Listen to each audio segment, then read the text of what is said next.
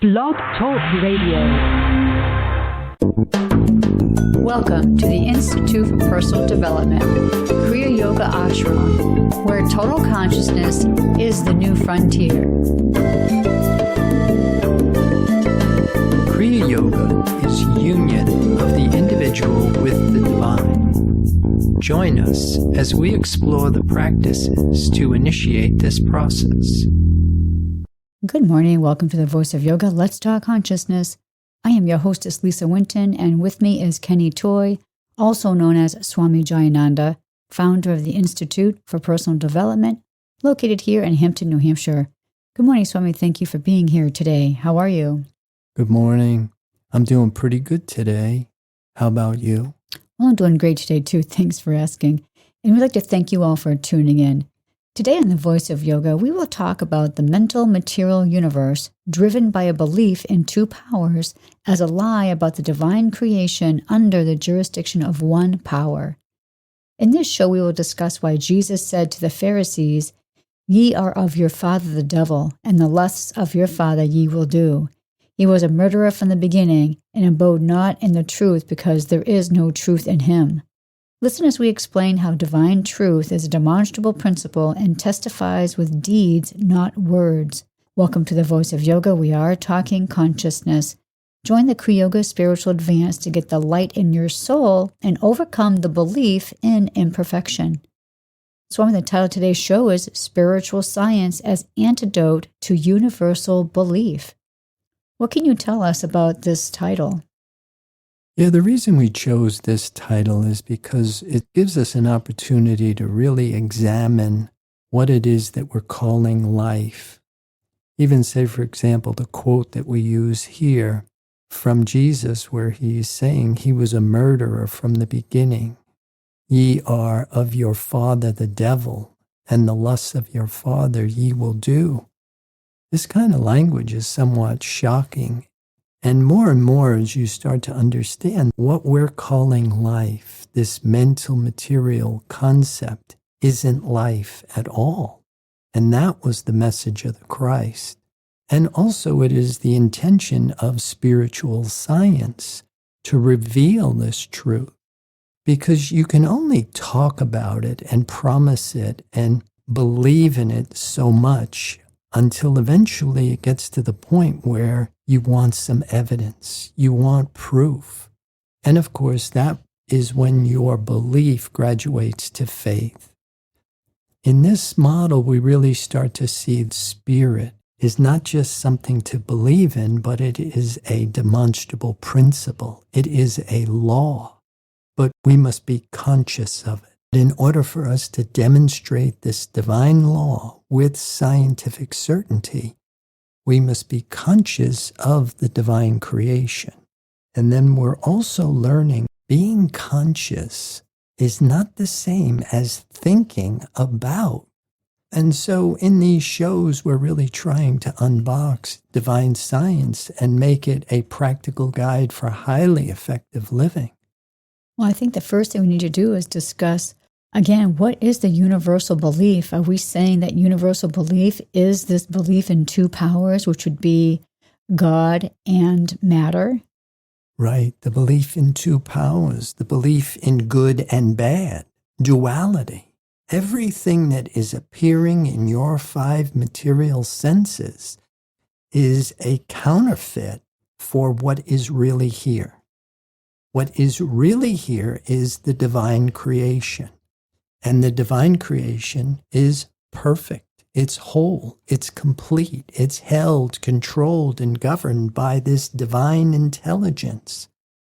Now, what we're experiencing, all the imperfections, the lack, limitation, sickness, suffering, disease, on this human level is not backed by that divine creative principle. The only thing that is driving it is our belief in it.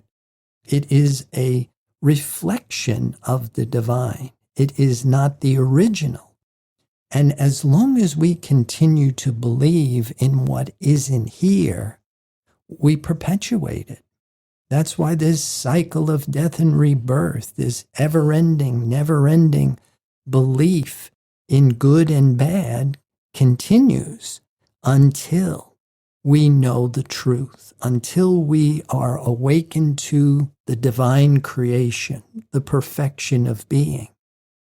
Then we're no longer under that government. We rise into this network of oneness, one perfect divine life without opposite. So if these limitations are part of this universal belief, why is it that we need to have this antidote? Why can't we continue to live with good and bad and light and dark and all these other aspects of duality? Well, to answer your question, you can continue to live in them. That's what the cycle of death and rebirth is all about. We continue to come back. This belief in reincarnation. The false sense of life just continues to perpetuate itself until at some point you're going to get tired of whatever it is you are experiencing. And that's the idea of the wrath of God, the love of God, which really doesn't want you to accept anything less than your divine inheritance. You're an eternal spiritual being. You're not a finite mortal being with an expiration date. You're not a human being with problems you need to figure out and solve. But you have to be ready for that. You have to be willing to give up the roller coaster that you're on.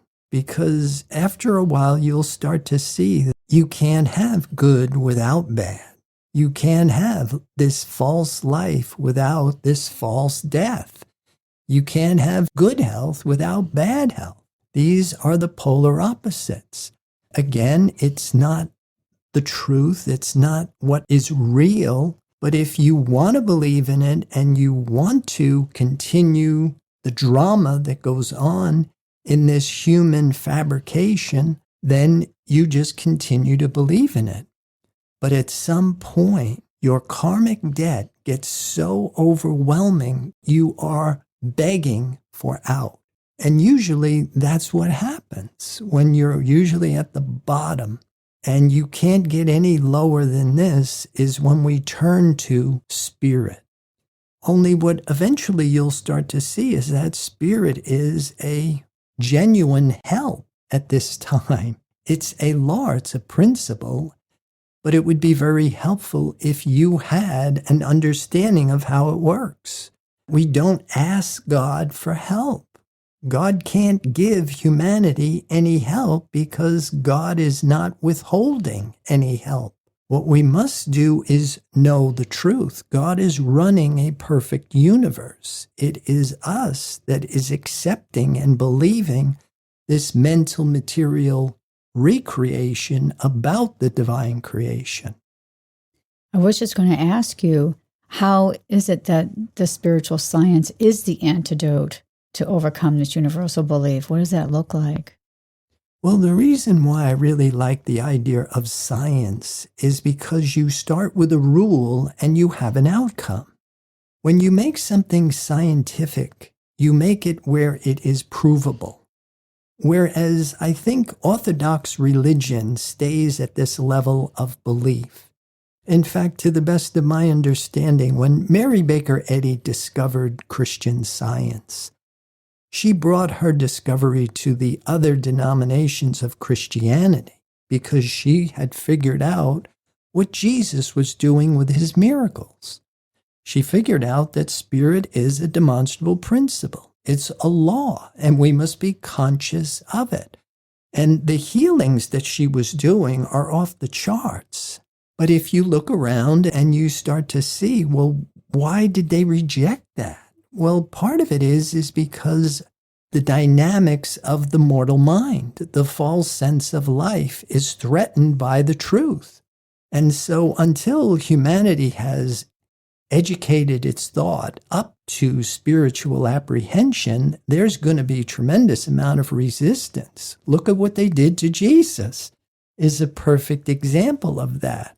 And of course, Mary Baker Eddy went through her own persecutions here on earth. But in truth, if you really are looking for solution to what most of us are struggling with on a human level, problems, then a good way to go is to follow a tried and true metaphysical spiritual system. I really like this quote that we have from one of the mystics from the Infinite Way, and I'll read it. The cause of the world's trouble is the sense of separation from God. The antidote for the world's trouble is the conscious awareness of God as omnipresent, omnipotent, omniscient, the reality of being. What are your thoughts on that? Well, I think this is exactly the message of Christian Science. God is all, and all is good. Until you are really drilling down with that first commandment, until you understand, because most of us accept one God as opposed to many gods. When you're at that level of belief, you really defend your position. But in truth, spirit doesn't need human support. It is the only self-existent power in the universe. When you know the truth, you rest in the knowledge of the truth. And of course, you have to understand this term omnipresent, omnipotent, omniscient. If God is all, there's no room for anything else. Anything else is what Jesus called a lie. That's why in that original quote it says, your father is a liar. And the whole idea of accepting a material birth, accepting a finite mortal existence, is violating spiritual law, which is the law of one perfect divine being. Swami, we had a discussion in our last yoga class about the word apprehension, and I'm wondering maybe this could be a good time for us to maybe talk about that. Yeah, at the end of the class, because I have really been saying thought must be educated up to spiritual apprehension. And someone in the class questioned apprehension. Why would she use a word like apprehension, which has this connotation of being afraid or fearful? I don't think Mary Baker Eddy did that by mistake. And we were talking about maybe it should be comprehend. And if you really drill down with the word apprehend, it does mean understand or grasp, like you would apprehend a criminal. And in this case, the idea of being apprehensive means that you are afraid is also very applicable to this idea of educating thought up to spiritual understanding. And one of the reasons, like we were talking earlier, is this idea of mortal sense is threatened by the omnipresence of spirit, because just like light dispels darkness, truth dispels error. Fear is the defense mechanism for the false sense of self.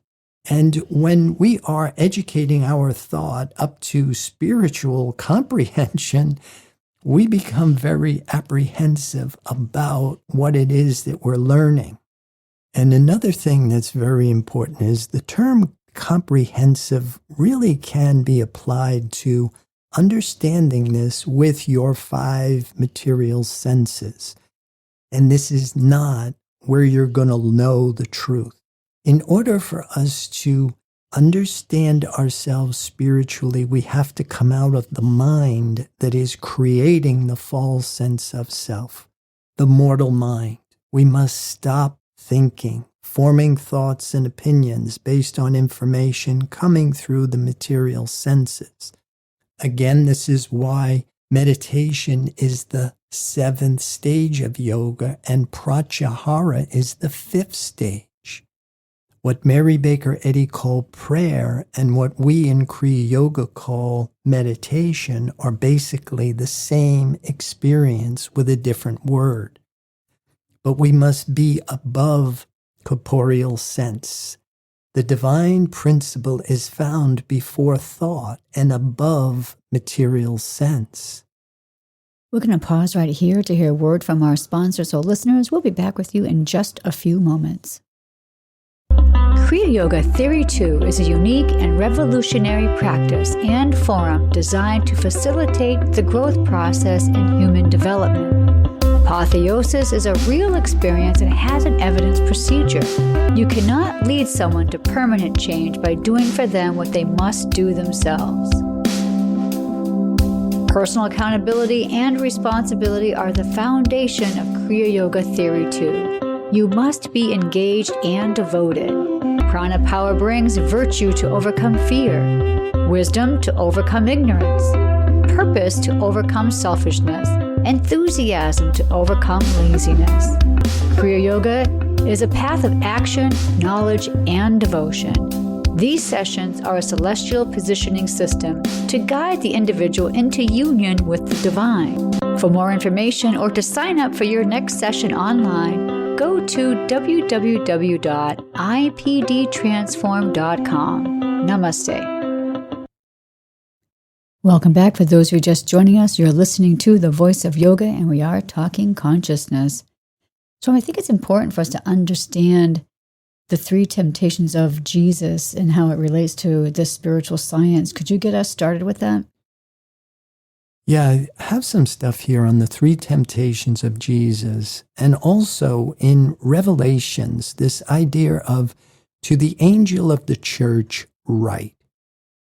To help us understand the how to demonstrate divine law with scientific certainty. When Jesus is saying, "It is written," he is instructing this idea of the joining of spirit with truth, the joining of spirit with the divine will as the antidote.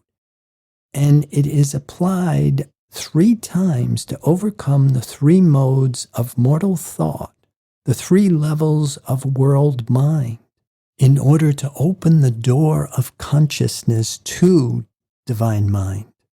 The lower mind of Gemini, which is instinct, appetite, preservation, and survival. The mid-mind of Virgo, which is human intelligence, working through the 5 material senses. And the higher mind of Sagittarius, which is the collective world consciousness, being broadcasted and televised to personal sense. Now, these are the things creating this false mental material concept of life. And we must be able to come out of that before we can live under the influence of the divine mind, pure consciousness, unconditioned, unadulterated by human thought.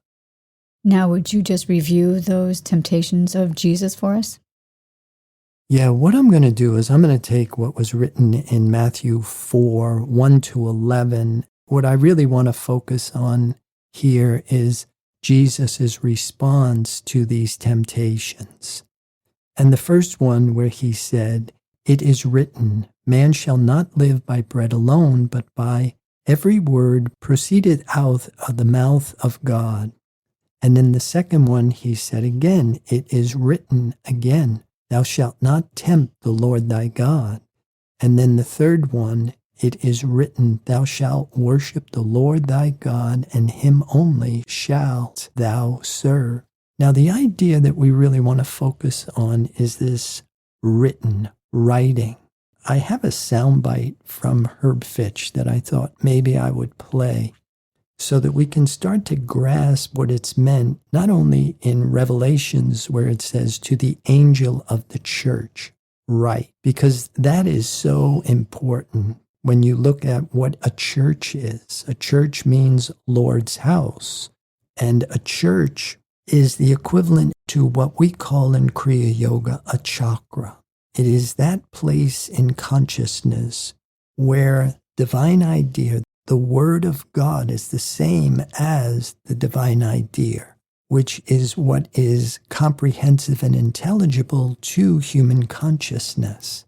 And so when you find that place where your thought is the same as the divine idea, and we can only do this after we have gone through this transformation, this transfiguration, this raising of consciousness from the root center to the third eye center or to the throat center. Again, there's a lot of preparatory work here that must be in place in order for us to really demonstrate divine law. But we have this soundbite from Herb Fitch. This is from the La Jolla series, Class 10A. And if anybody's interested in the whole audio file or the entire program, you can get this at mysticalprinciples.com, and I'll play it. Now, what is the explanation for one of the most mysterious events in the Bible? We have decided that it is not a symbol but a living event. And now let us see that not a single word was spoken during the Transfiguration.